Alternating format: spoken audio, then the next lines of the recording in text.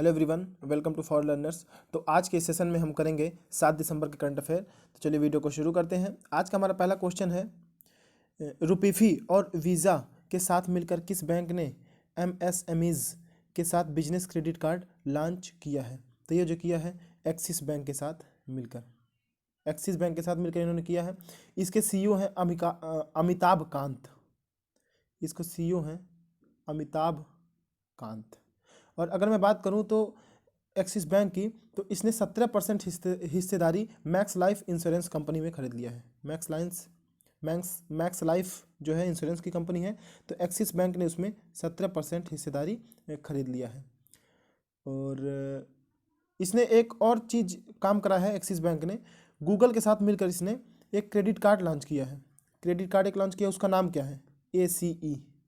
ACE credit card axis bank ने Google के साथ मिलकर के लॉन्च किया है, ACE क्रेडिट कार्ड।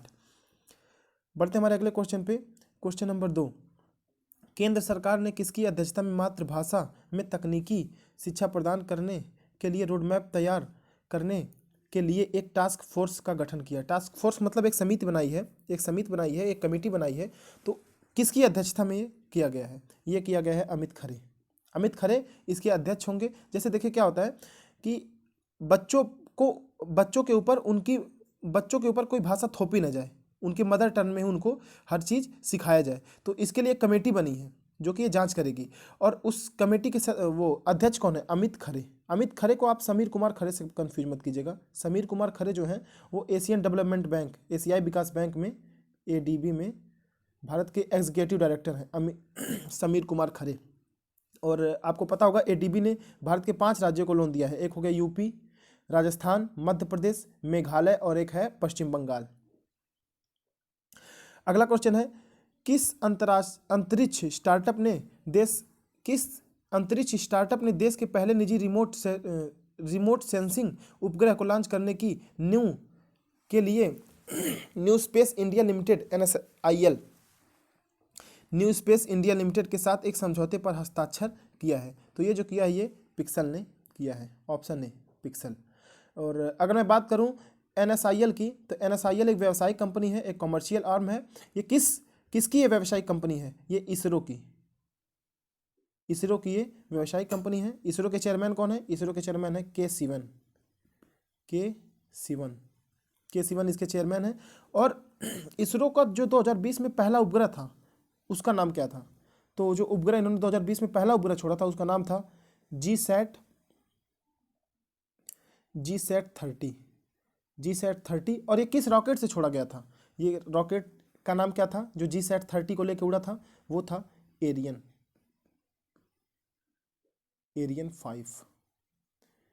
5 इसका नाम था। और जो इसरो ने चंद्रयान 2 मिशन किया था उसमें जो रोवर था उसका नाम क्या था? उसमें रोवर का नाम था प्रज्ञान उसका नाम था। और लैंडर का क्या नाम था? लैंडर का नाम था विक्रम उसका लैंडर का नाम था। और रोवर जो था उसका क्या नाम था? उसका नाम था प्रज्ञान। तो इतनी चीज़ें आप याद रखिएगा इसरो के बारे में। इसरो के चेयरमैन कौन है? के सिवन। अगला क्वेश्चन नंबर 4, कौन सा देश दुनिया के पहले फाउल एयर डेथ या वायु प्रदूषण के कारण कानूनी तौर पर प्रमाणित मृत्यु की जांच कर रहा है? देखिए ये कर रहा है यूनाइटेड किंगडम में। इसके पीछे एक कहानी है। इसके पीछे एक कहानी क्या है कि एक यहाँ की लड़की थी, 13 साल की लड़की थी, एला अड्डू किसी देब्रा की मौत हो गई थी। वो 13 साल की बच्ची थी। फरवरी 2013 में इसकी मौत हुई थी। तो अब अमूमन भारत में ऐसा होता नहीं कि अगर किसी की मौत हो तो उसमें जो डेथ सर्टिफिकेट बने उसमें ये लिखा जाए कि हवा प्रदूषण के कारण इसकी मृत्यु हो गई। लेकिन यूनाइटेड किंगडम में ये पहली बार हुआ कि, क्योंकि अमूमन ऐसा होता नहीं। देखिए वायु प्रदूषण से सबको पता है कि मृत्यु होती है लोगों की, लेकिन एग्जैक्ट कारण वायु प्रदूषण नहीं होता। उसके अलग अलग कारण हो सकते हैं लेकिन एग्जैक्ट कारण वायु प्रदूषण नहीं होता है। तो उसके लिए यूनाइटेड किंगडम ने जो इस बच्ची का डेथ सर्टिफिकेट जारी किया था उसमें उन्होंने लिखा था कि हवा प्रदूषण के कारण ये बच्ची मरी। तो इन्होंने एक समिति बनाई है और ये जांच कर रहे हैं वायु प्रदूषण को लेके, और उस बच्ची पे भी जांच करें। तो उन्होंने ऑफिशियली जारी किया कि इस बच्ची की जो मौत है वो हवा प्रदूषण के कारण ही हुई। अगला क्वेश्चन ये है, भारतीय रिजर्व बैंक ने 1 जनवरी 2021 से संपर्क रहित लेन देन की सीमा को 2000 रुपये से बढ़ाकर कितने रुपये कर दिया है? देखिए इसमें क्या होता है कि जैसे मान लीजिए संपर्क रहित लेन देन क्या होता है? बिना पिन डाले आप कितने का ट्रांजैक्शन, कितना पैसा आप ट्रांजैक्शन कर सकते हैं, कितने पैसे का ट्रांजैक्शन आप करते हैं, या किसी में भेज सकते हैं या किसी से ले सकते हैं, कितना पैसा। तो ये पहले जो था ये 2000 था, तो अब जो होगा ये, अब ये हो जाएगा 5000। अब कितना हो जाएगा? 5000, यानी कि 5000 आप बिना क्रेडिट कार्ड हो, डेबिट कार्ड हो, उससे बिना पिन डाले आप ट्रांसफर कर सकते हैं या ले सकते हैं, संपर्क रहित लेन देन के तहत। और आरबीआई की अगर बात करें तो आरबीआई के डिप्टी गवर्नर कौन अभी नियुक्त हुए हैं? आरबीआई के डिप्टी गवर्नर कौन अभी नियुक्त हुए हैं? एम राजेश्वर राव।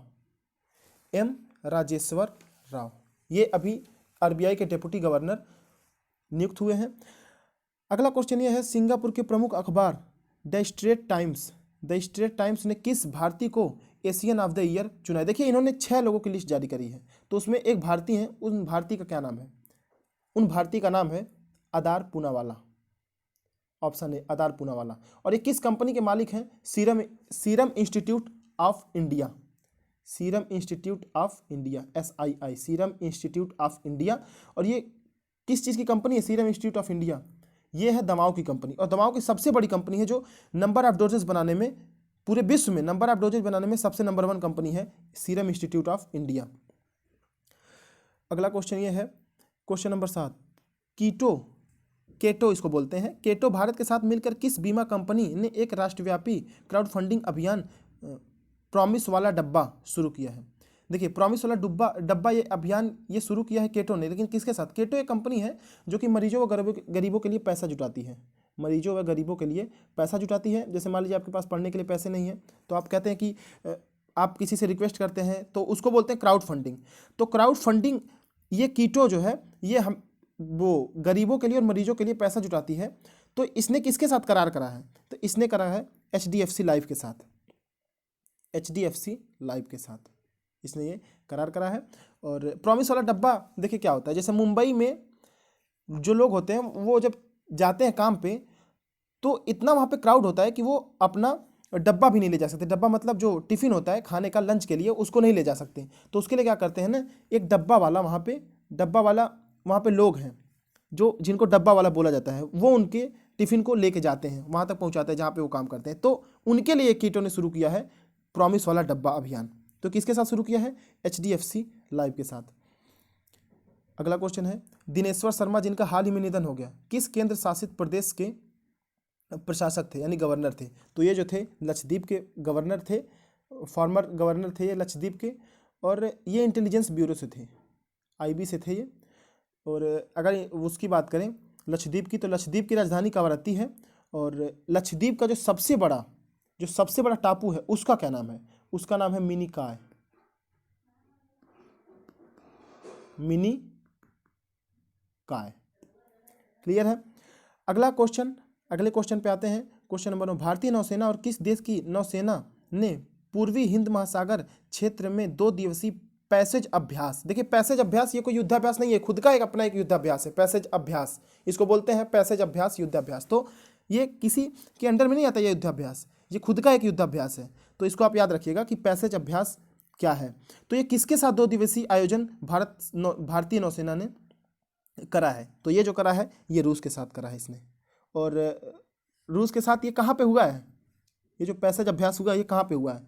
ये ईस्ट इंडियन ओशियन में हुआ है, ईस्ट इंडियन ओशियन में हुआ है, हिंद महासागर में। और अगर मैं बात करूँ रूस में भारत के राजदूत कौन हैं, तो वो हैं DB Venkatesh Verma, DB Venkatesh Verma, clear है? और रूस की बात करें तो रूस के बारे में एक चीज़ और है, इन्होंने 2 दवा बनाई है, कोरोना वैक्सीन बनाई है 2, उनका नाम क्या है उसका? एक का नाम तो है स्पुतनिक एक का नाम है, और एक का नाम है एपीवैक कोरोना, क्लियर है? और जो ब्रिक्स समिट हुआ था 2020 में अभी हुआ है, तो ब्रिक्स समिट कहाँ पे हुआ है? ये भी रूस में हुआ है। तो इन कारणों से रूस न्यूज में था। और इन्होंने एक वर्ल्ड वार 2 मेडल दिया है। ये इसने किसको दिया है? रूस ने दिया है किम जोंग उन को। किम जोंग उन कौन है? ये उत्तरी कोरिया के, नॉर्थ कोरिया के ये प्रेसिडेंट हैं, किम जोंग उन। तो उनको वर्ल्ड वार 2 मेडल दिया गया है, किसके द्वारा दिया गया है? रूस के द्वारा। तो इतनी चीज़ें हैं, आप रूस के बारे में जान सकते हैं।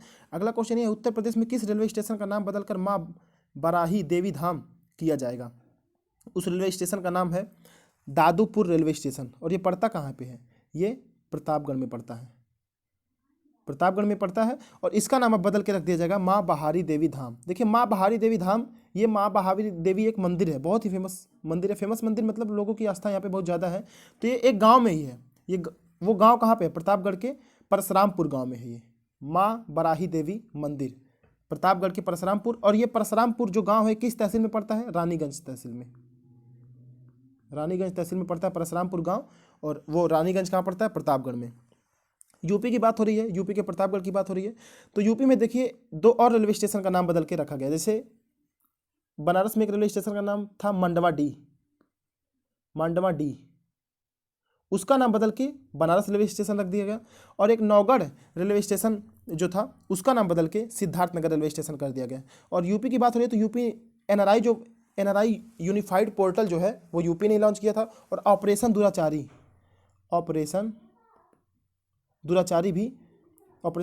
भी यूपी का ही ऑपरेशन है।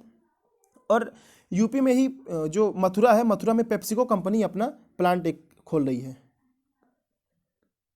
पेप्सिको कंपनी अपना मथुरा में एक प्लांट खोल रही है। मथुरा में कहाँ पे? कोसी में। क्लियर है। और सेफ सिटी प्रोजेक्ट, ये किस स्टेट का ये प्रोजेक्ट है? सेफ सिटी, तो ये भी यूपी का ही प्रोजेक्ट है, सेफ सिटी प्रोजेक्ट। और सबसे बड़ा फिल्म सिटी कहाँ पे बन रहा है यूपी में? वो बन रहा है गौतम बुद्ध नगर में बन रहा है। और गौतम बुद्ध नगर में कौन आता है? नोएडा और ग्रेटर नोएडा आते हैं गौतम बुद्ध नगर में। और अगर बात करें यूपी की, तो यूपी में रामगढ़ ताल झील है एक, रामगढ़ ताल, ये गोरखपुर में पड़ता है, रामगढ़ ताल झील। तो यहाँ पे इंटरनेशनल बर्ड फेस्टिवल होगा 2021 में। इतनी चीज़ आप जान सकते हैं। और गोरखपुर में ही बन रहा है गिद्ध संरक्षण केंद्र कहाँ बन रहा है? गोरखपुर में ही बन रहा है, अभी नया बन रहा है गिद्ध संरक्षण केंद्र। और यूपी की बात हो रही है तो यूपी का जो आगरा है, आगरा में एक झील है सुर सरोवर झील, जिसको हम जानते हैं कीथम झील के भी नाम से, कीथम झील। ये क्यों फेमस हुआ? ये फेमस इसलिए हुआ क्योंकि इसको रामसर साइट का दर्जा दे दिया गया, रामसर साइट का दर्जा इसे मिला है। और यूपी की बात हो रही है तो मैंने आपको बताया था कि एडीबी ने यूपी को भी लोन दिया। तो यूपी को कितना लोन दिया है? 430 मिलियन डॉलर ऋण एडीबी ने, एशियन डेवलपमेंट बैंक ने दिया है यूपी को। तो इतनी सारी चीज़ें हैं जो आप यूपी के बारे में जान सकते हैं। अब हमारा अगला क्वेश्चन क्या है? अगला क्वेश्चन ये है, हाल ही में किस राज्य ने मेरा कोविड ऐप लॉन्च किया है? तो ये भी उत्तर प्रदेश का ही ऐप है, मेरा कोविड ऐप, ये उत्तर प्रदेश का ही ऐप है। अब यूपी का ही एक और ऐप था प्रवासी मित्र ऐप, तो ये भी आप जानिए प्रवासी मित्र ऐप किसका है? ये भी यूपी का ही है।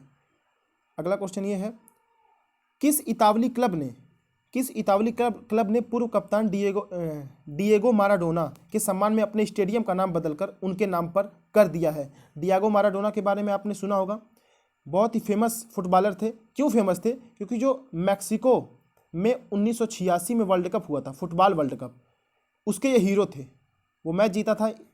वो मैच अर्जेंटीना ने जीता था और अर्जेंटीना के ये खिलाड़ी थे डिएगो माराडोना। तो उस मैच के जो फाइनल हुआ था, उस मैच के ये हीरो थे। 1986 में हुआ था फुटबॉल वर्ल्ड कप, तो उसके ये विनर थे और ये अर्जेंटीना से थे। और अभी एक और फुटबॉलर की मौत हुई है, उनका क्या नाम है? उनका नाम है पापा बाउबा डायोप। तो ये कहाँ के हैं? ये हैं सेनेगल के थे, अभी तो ये मर गए, पापा बाउबा डायोप। तो पापा बाउबा डायोप कहाँ के थे? ये सेनेगल के थे। और सेनेगल की राजधानी कहाँ पे है? सेनेगल की राजधानी है डाकार में सेनेगल की राजधानी है। और डाकार इसलिए फेमस है क्योंकि न्यूज में है, क्योंकि 2022 के जो समर यूथ ओलंपिक होंगे ये डाकार में ही होंगे 2022 के समर यूथ ओलंपिक गेम्स। इतनी बातें क्लियर हो गई। अगले क्वेश्चन पे आते हैं, क्वेश्चन नंबर 13, चंद्रमा की सतह पर अपना राष्ट्रीय ध्वज फहराने वाला विश्व का दूसरा देश कौन बन गया है? देखिए, चंद्रमा की सतह पर अपना राष्ट्रीय ध्वज फहराने वाला दूसरा देश कौन बन गया है? तो जो दूसरा देश बना है, ये बना है चीन। तो पहला देश कौन है? पहला देश है अमेरिका, यूएसए। पहला देश है अमेरिका, यूएसए। और यूएसए ने कब ये फहराया था? ये फहराया था 1959 में, चंद्रमा पे अपना झंडा इनका एक मिशन था अपोलो मिशन। अपोलो मिशन के तहत चंद्रमा पे इन्होंने 1969 में चंद्रमा पे झंडा फहराया था। और दूसरा देश जो बन गया है, तो दूसरा देश बन गया है चीन। और चीन की अगर हम बात कर रहे हैं तो सबसे बड़ा जो रेडियो टेलीस्कोप लगाया जा रहा है वो चीन में ही लगाया जा रहा है, चीन में ही लग रहा है। वो उसका नाम क्या है? फास्ट। उसका नाम आप याद रखिएगा, फास्ट। और ये चीन के किस शहर में लग रहा है? गुइजो शहर में, गुइजो शहर में, गुइजो शहर में ये लग रहा है। तो इतनी बातें आप याद रखिएगा। और इसका रेंज कितना है? इसका रेंज है आधा किलोमीटर, यानी कि 0.5 किलोमीटर, यानी 500 मीटर। इतनी बातें क्लियर हैं। और आते हैं हमारे अगले क्वेश्चन पे, क्वेश्चन नंबर 14। कोरी एंडरसन जो हाल ही में खबरों में थे, किस खेल से संबंधित थे? देखिए, कोरी एंडरसन हाल ही में खबरों में क्यों थे? क्योंकि इन्होंने संन्यास ले लिया। तो संन्यास इन्होंने किस खेल से लिया है? कौन सा खेल खेलते थे? तो ये क्रिकेट खेलते थे और न्यूजीलैंड के खिलाड़ी थे। और बात हो रही है न्यूजीलैंड की, तो न्यूजीलैंड की प्राइम मिनिस्टर कौन है? Jacinda Ardern. जैकिंडा आर्डन है जो प्राइम मिनिस्टर है। उनकी पार्टी का क्या नाम है? Labour party. लेबर पार्टी उनकी पार्टी का नाम है, जैकिंडा आर्डन। और न्यूजीलैंड की पीएम है, प्राइम मिनिस्टर है। और यहाँ के क्रिकेटर है कोरी एंडरसन, जो कि जिन्होंने अभी हाल ही में संन्यास ले लिया। आते हमारे अगले क्वेश्चन पे, क्वेश्चन नंबर 15। किस बैंक ने national payment corporation of India NPCI और जापान की जेसीबी इंटरनेशनल के साथ मिलकर एक कॉन्टैक्टलेस डेबिट कार्ड लॉन्च किया है? तो देखिए, ये जो करा है, ये करा है इन्होंने एसबीआई के साथ, भारतीय स्टेट बैंक, एसबीआई। एसबीआई के साथ इन्होंने ये करा है। और एसबीआई की बात हो रही है तो इसके चेयरमैन कौन है एसबीआई के? तो एसबीआई के चेयरमैन है दिनेश खर। दिनेश खर इसके चेयरमैन हैं। और दिनेश खर की बात हो रही है तो दिनेश खर देखिए एक और बैंक के वो वाइस चेयरमैन है। वाइस चेयरमैन वो किस बैंक के हैं? वो हैं Indian bank association. Indian bank association के ये वाइस चेयरमैन है। और भारतीय स्टेट बैंक के ये चेयरमैन है, दिनेश खर। क्वेश्चन नंबर 16 क्या कहता है? क्वेश्चन नंबर 16 कहता है किस क्षेत्रीय ग्रामीण बैंक ने किसानों के लिए कृषि ओवरड्राफ्ट, कृषि ओडी योजना शुरू की है? देखिए, कृषि ओवरड्राफ्ट, ये ओवरड्राफ्ट क्या है? ओवरड्राफ्ट ये है, मान लीजिए किसानों के अकाउंट में, बैंक अकाउंट में जितने पैसे हैं उससे वो कितना अधिक निकाल सकते हैं, ये कर रहा है। तो ये किन्होंने शुरू किया है? ये कर्नाटक विकास ग्रामीण बैंक ने शुरू करा है। कर्नाटक विकास ग्रामीण बैंक ने शुरू करा है। इसकी राजधानी है, इसका हेडक्वार्टर है धारवाड़ में। कर्नाटक का एक शहर है धारवाड़, तो यहाँ पे इसका हेडक्वार्टर है। देखिए, अभी ये कृषि ओवरड्राफ्ट क्या है? कृषि ओवरड्राफ्ट ये है कि अगर आपके पास सिंचित भूमि है, तो आप 1.5 लाख रुपए निकाल सकते हैं पर एकड़। 1.5 लाख आप निकाल सकते हैं पर एकड़। अगर आपके पास ड्राई लैंड है, यानी सूखी जमीन है, तो आप निकाल सकते हैं 1 लाख। 1 लाख निकाल सकते हैं पर एकड़। जितना आपके अकाउंट में बैलेंस है, जितना किसानों के अकाउंट में बैलेंस है, उससे 1 लाख अधिक। यानी कि अगर आपके पास 5 एकड़ जमीन है तो अगर आपके पास 5 एकड़ सूखी जमीन है तो आप निकाल सकते हैं, मान लीजिए आपके अकाउंट में है 50,000, तो आप निकाल सकते हैं 5,50,000 तक निकाल सकते हैं। यानी कि जितना एकड़ है उतने लाख आप निकाल सकते हैं आपके अकाउंट के बैलेंस को छोड़ के। क्लियर है? अगली बातें हैं, वर्ष 2020 से 21 के लिए federation of Indian chambers of commerce and industry, जिसको फिक्की बोलते हैं, फिक्की बहुत इंपॉर्टेंट संगठन है, इसके बारे में पहले जानते हैं। देखिए, तो फिक्की के अध्यक्ष के तौर पर किसे चुना गया? अभी जल्द इसके अध्यक्ष चुने गए हैं। पहले इसकी अध्यक्ष थी संगीता रेड्डी।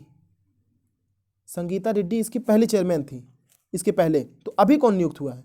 अभी जो नियुक्त हुए हैं उनका नाम है उदय शंकर। अभी देखिए, फिक्की जो है इसको बोलते क्या है? Federation of Indian chambers of commerce and industry. तो ये बहुत ही फेमस संगठन है, इसके बारे में याद रखिएगा, उदय शंकर का आप नाम मत भूलिएगा, क्योंकि बहुत ही फेमस संगठन है। एग्जाम के बारे में हमेशा पूछा जाता है फिक्की से। अगर करंट अफेयर से क्वेश्चन आ रहा है तो फिक्की से आना निश्चित ही है। तो इतनी सब बातें हैं। तो ये रहे आज के हमारे क्वेश्चन। और कुछ बातें और हैं, जैसे जानते हैं। देखिए, अभी क्या था, 7 दिसंबर को क्या था? अंतर्राष्ट्रीय नागरिक विमानन दिवस। अंतर्राष्ट्रीय नागरिक विमानन दिवस, जिसका इस बार थीम था, 2023 तक उसका थीम है। वो क्या है उसका थीम? 2023 तक उसका थीम है, इसे 7 दिसंबर को था। और 5 दिसंबर की एक चीज़ और था, विश्व मृदा दिवस। देखिए, 5 दिसंबर और 7 दिसंबर 2 दिन था। तो 5 दिसंबर को था world soil day, world soil day. और 7 दिसंबर को था अंतर्राष्ट्रीय नागरिक विमानन दिवस।